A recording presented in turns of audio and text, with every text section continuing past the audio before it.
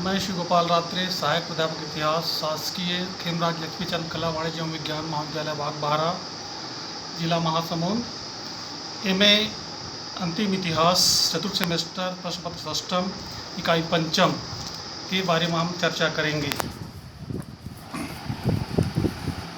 आज का विषय है ब्रिटिश भारत में नारी सुधार के प्रयास। प्रस्तावना। सदियों से नारी पुरुषों के अधीन रही है और सामाजिक तौर पर उनका दमन किया गया। धर्मशास्त्रों एवं धार्मिक मान्यताओं के अनुसार समाज में नारी का स्थान पुरुषों से नीचा रहा है। इस दृष्टि से उच्च वर्ग की स्त्रियों की दशा अपेक्षाकृत और भी खराब थी। गांव के किसान वर्ग की स्त्रियों की दशा अपेक्षाकृत ठीक थी। 19वीं शताब्दी के पूर्वार्ध में महिलाओं के उत्थान हेतु महत्वपूर्ण प्रयास किए गए। स्त्री शिक्षा की ओर आधुनिक भारत में ध्यान देना आरंभ हुआ। कुलीन भारतीय परिवारों एवं ईसाई मिशनरियों ने इस दिशा में रुचि दिखाई। भारत में नव जागरण के अग्रदूत राजा राम मोहन राय एवं उनके ब्रह्म समाज ने स्त्री शिक्षा की ओर पर्याप्त ध्यान दिया। आर्य समाज, प्रार्थना समाज एवं दक्कन शिक्षा समाज ने भी स्त्री शिक्षा हेतु अभिनव प्रयास किए। 1882 ईस्वी में हंटर आयोग ने स्त्री शिक्षा को विशेष प्रोत्साहन देने की सिफारिश की। इन सिफारिशों को सरकार द्वारा क्रियान्वित किए जाने से स्त्री शिक्षा में बढ़ोतरी हुई। 19वीं शताब्दी में महिलाओं की स्थिति में सुधार हेतु कई कानून भी पारित हुए, कई आंदोलन भी चलाए गए।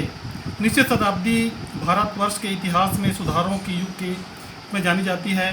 चूँकि स्त्रियां समाज का बहुसंख्यक भाग थीं, अतः समाज सुधारकों का ध्यान स्त्रियों की स्थिति में सुधार की ओर जाना स्वाभाविक था। समाज सुधारकों ने इस बात पर विशेष बल दिया कि किसी भी धर्म में स्त्रियों पर अत्याचार करके उन्हें समाज में निम्न स्थान देने की अनुमति नहीं है।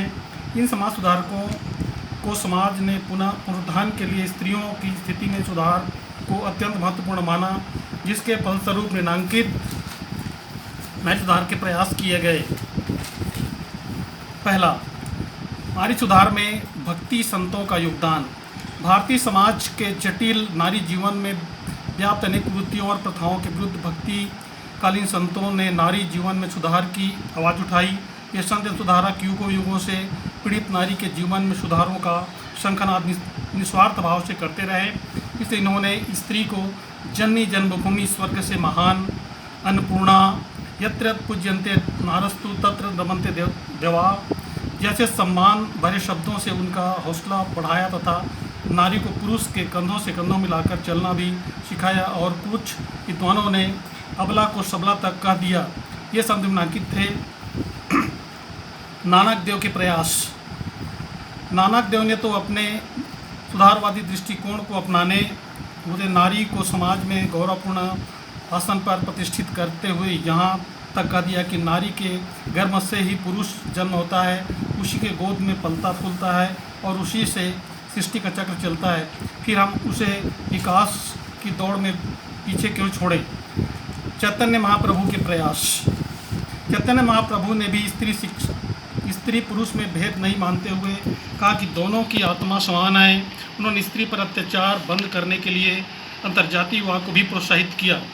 तुलसीदास के प्रयास। भक्ति संतों की लंबी सूची में तुलसीदास के नारी संबंधी कथनों एवं विचारों ने उन्हें समाज में नारी विरोधी के रूप में स्थापित कर दिया। दरअसल ये कभी भी नारी विरोधी नहीं रहे, बल्कि यह नारी के उस रूप या भूमिका के विरोधी थे जिससे कि मानव जाति, मानव समाज एवं मानव सभ्यता तथा राष्ट्र की उन्नति प्रभावित होती थी। अनुशासनहीनता चाहे फिर स्त्री की भी क्यों न हो, किसी भी कीमत में संत बर्दाश्त नहीं करते थे, बल्कि इनके लेखन में प्रसिद्ध सम्माननीय नारियों में पार्वती, सीता, कौशल्या, सुमित्रा, अनसुईया, तारा और मंदोदरी प्रमुख नारी पात्र रही हैं। कबीर का योगदान। कबीर ने भी नारी के नैतिक अवमूल्यन के प्रति अपनी हार्दिक सहानुभूति दर्शाते हुए इनके समर्थन में सामाजिक कुरीतियों का जमकर मजाक उड़ाया और जनता में महिला सुधारों के प्रति अलग जगाया। रविदास के प्रयास। नारी के विषय में रविदास के आदर्श विचारों से प्रभावित होकर मेवाड़ की आला रानी एवं मीराबाई ने उन्हें अपना गुरु मान लिया था। मीराबाई का योगदान। भारतीय इतिहास के भक्ति संत परंपरा में मीराबाई का नाम त्रिआयामी मीरा के रूप में दर्ज है। उन्होंने नारी समाज में एक क्रांतिकारी हुंकार किया तथा राजपूतों की आन बान एवं शान की परवाह न करते हुए उन्होंने नारी की स्वतंत्रता का समर्थन किया। अन्य संतों का योगदान रामानंद, दादू दयाल, नामदेव व अन्य कई भक्ति संत थे जिन्होंने स्त्री शिक्षा पर जोर देते हुए उसे समाज में सम्मानजनक स्थान देने की बात पर जोर दिया। इसलिए इन भक्ति संतों एवं संविधान धारकों को विद्वानों ने भारत की आत्मा कहा।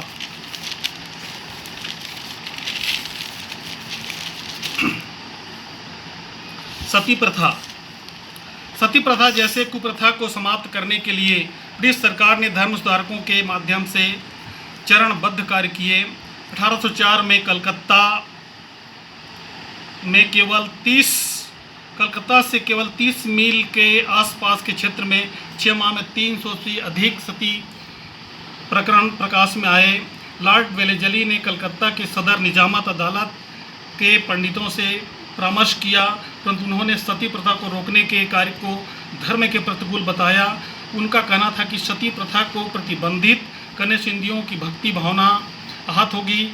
इसके बावजूद भी 1813 में ईस्ट इंडिया कंपनी के शासकों ने एक आदेश पारित किया जिसके तहत कहा गया कि कोई भी व्यक्ति किसी स्त्री को न तो सती होने को प्रोत्साहित करेगा न ही बाध्य करेगा। 1815 ईस्वी में यह भी प्रावधान किया गया कि सती होने वाली स्त्री के संबंधी पुलिस को इसकी सूचना देंगे। 1817 ईस्वी में उन स्त्रियों को सती होने से रोका गया जो गर्भवती होती थीं, अल्पायु एवं अल्पवयस्क भी होती थीं। लॉर्ड विलियम बेंटिंग ने सागर के बहरोल से धामोनी के बीच की यात्रा में सती होने वाली बहुत सी महिलाओं के स्मारक देखे थे। उक्त प्रथा ने गवर्नर जनरल बेंटिंग के दिमाग पर गहरा असर डाला।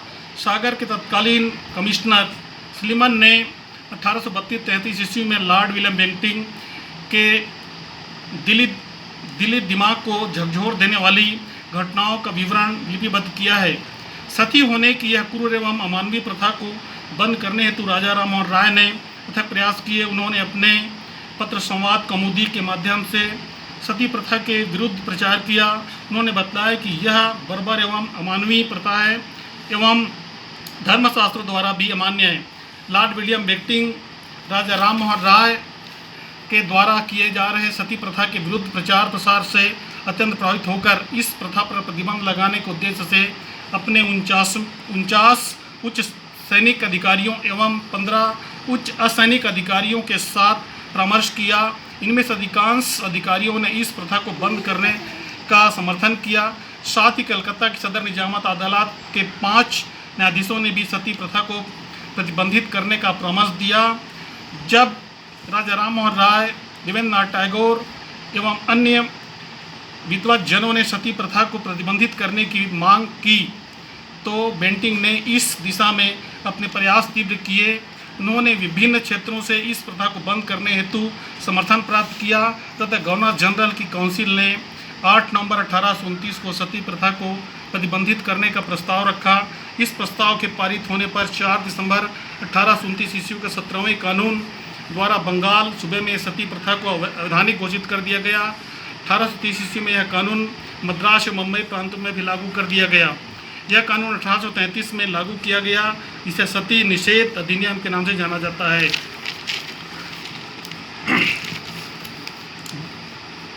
कन्या शिशु हत्या पर प्रतिबंध। 19वीं शताब्दी के पूर्व तक राजस्थान, मालवा, पंजाब एवं सौराष्ट्र आदि प्रदेशों में कन्या का जन्म होते ही उसकी बहुविधि हत्या कर दी जाती थी। कभी उसे नदी या समुद्र में फेंक दिया जाता था, कभी उसका वध गला घोंटकर कर दिया जाता था, कभी माताओं के स्तनों पर अफीम लगाकर स्तनपान द्वारा उनकी हत्या कर दी जाती थी। यहाँ प्रतिवर्ष लगभग 20,000 कन्याओं की हत्या कर दी जाती थी। अतः 1795 ईस्वी में बंगाल अधिनियम 21 द्वारा एवं 1804 के अधिनियम 3 द्वारा शिशु हत्या को प्रतिबंधित कर दिया गया एवं शिशु हत्या को एक सामान्य हत्या के समान अपराध माना गया। 1870 ईस्वी में किसी भी बालक के जन्म का पंजीयन कराना अनिवार्य कर दिया गया एवं कन्याओं के जीवित रहने की सूचना अनिवार्य रूप से देने का प्रावधान किया गया। इस कानून को कठोरता से लागू करने का आदेश संबंधित अधिकारियों को दिया गया। बाल विवाह पर प्रतिबंध। 19वीं शताब्दी के पूर्व बाल विवाह एक सामाजिक बुराई के रूप में स्त्रियों की हीन अवस्था को प्रतिबंधित करते थे। भारत के कई बुद्धिजीवियों एवं समाज सुधारक आंदोलनों ने उसका पुरजोर विरोध किया। तो 1872 ईस्वी में नेटिव मैरिज एक्ट पारित किया गया, जिसके तहत 14 वर्ष से कम आयु की बालिका का विवाह अवैध घोषित किया गया। एक फारसी समाज सुधारक V.M. मालाबारी ने 1884 ईस्वी में बाल विवाह के विरुद्ध अपने विचार व्यक्त किए, जिनके सार्थक प्रयास के फलस्वरूप 1891 में सम्मति आयु अधिनियम पारित किया गया। इसके तहत 12 वर्ष से कम आयु की कन्याओं के विवाह पर प्रतिबंध कर दिया गया, परंतु यह अधिनियम भी नेटिव मैरिज एक्ट की तरह बाल विवाह पर रोक नहीं लगा सका। 1929 ईस्वी में अंततः बाल विवाह निरोधक अधिनियम भारत सरकार के व्यवस्थापिका सभा में पारित किया गया।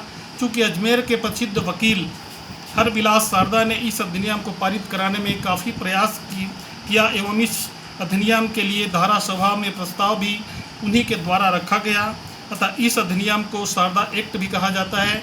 इस एक्ट के तहत विवाह हेतु कन्या की न्यूनतम आयु 14 वर्ष एवं लड़के की उम्र 18 वर्ष निर्धारित की गई। इस निर्धारित आयु से कम उम्र में विवाह पर पूर्ण प्रतिबंध लगा दिया गया। स्वतंत्र भारत में भी बाल विवाह पूर्णतः रुक नहीं पाए हैं। विधवा विवाह। 19वीं शताब्दी के पूर्व भारत में विधवा की स्थिति अत्यंत दयनीय थी। अल्प आयु में ही कन्याओं को विवाह कर दिया जाता था। कम उम्र की कन्या का अधिक आयु के व्यक्ति से विवाह के कारण विधवाओं की संख्या बढ़ गई थी। विधवाओं को उपेक्षा एवं यातना का शिकार होना पड़ता था। 1837 ईस्वी में विधवा विवाह के पक्ष में प्रचार प्रसार के उद्देश्य से बम्बई में कुछ छोटी छोटी पुस्तिकाएँ भी निकाली गईं। 1845 ईस्वी में ब्रिटिश इंडियन सोसाइटी ने विधवा विवाह के प्रचार प्रसार करने के लिए विधवा विवाह के पक्ष में जनमत तैयार करने हेतु धर्म सभा एवं तत्वबोधनी सभा की स्थापना की। विधवा विवाह के पक्ष में माहौल बनाने के लिए सर्व सराहनीय प्रयास कलकत्ता के संस्कृत कॉलेज के प्राचार्य ईश्वर चंद्र विद्यासागर द्वारा किया गया। उन्होंने लोगों को बताया कि वेदों द्वारा भी विधवा विवाह की अनुमति प्रदान की गई है। इस तारतम्य में उन्होंने विधवा विवाह का पक्ष लेते हुए कई लेख निबंध लिखे और प्रमाण भी प्रस्तुत किए। उन्होंने अपने पुत्र का विवाह एक विधवा से कर आदर्श प्रस्तुत किया। उन्होंने विधवा विवाह के समर्थन में 1000 हस्ताक्षर कराकर प्रार्थना पत्र ब्रिटिश सरकार को भेजा। अतः गवर्नर जनरल लॉर्ड डलहौजी ने 1856 में विधवा पुनर्विवाह अधिनियम पारित कर दिया।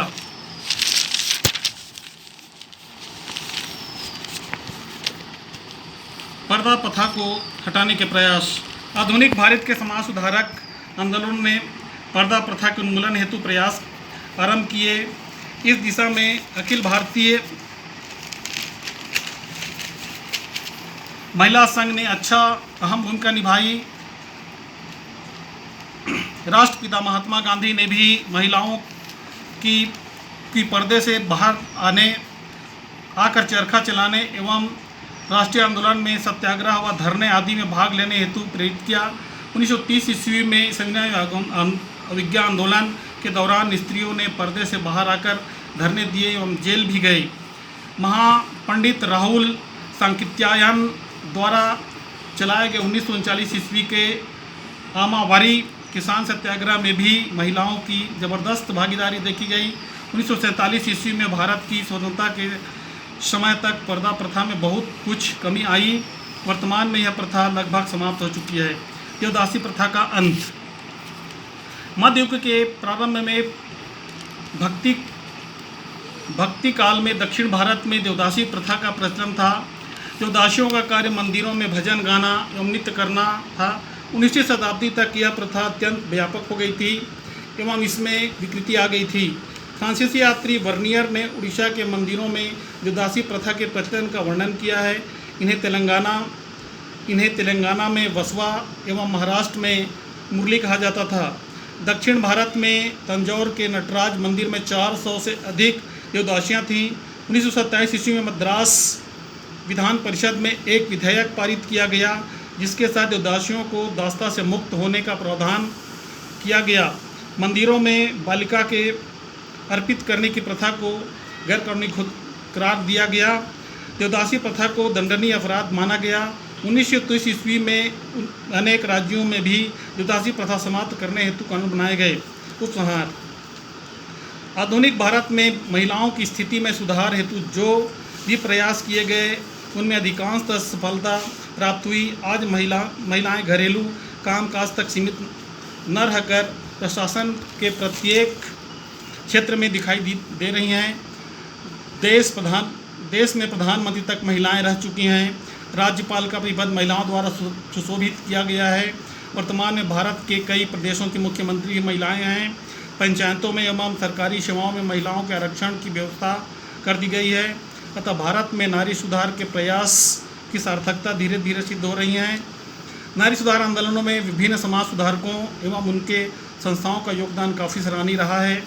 राजा राम मोहन राय एवं उनका ब्रह्म समाज, स्वामी दयानंद सरस्वती के आर्य समाज, थियोसॉफिकल सोसाइटी एवं श्रीमती एनी बेसेंट, महादेव गोविंद रनाडे और रामकृष्ण गोपाल भंडारकर एवं प्रार्थना समाज, रामकृष्ण मिशन एवं स्वामी विवेकानंद, ईश्वर चंद्र विद्यासागर, केशव चंद्र सेन, महादेव गोविंद रनाडे, रविन्द्रनाथ टैगोर, महात्मा गांधी एवं अम्बेडकर जी का विशेष योगदान नारी सुधार आंदोलन में रहा है।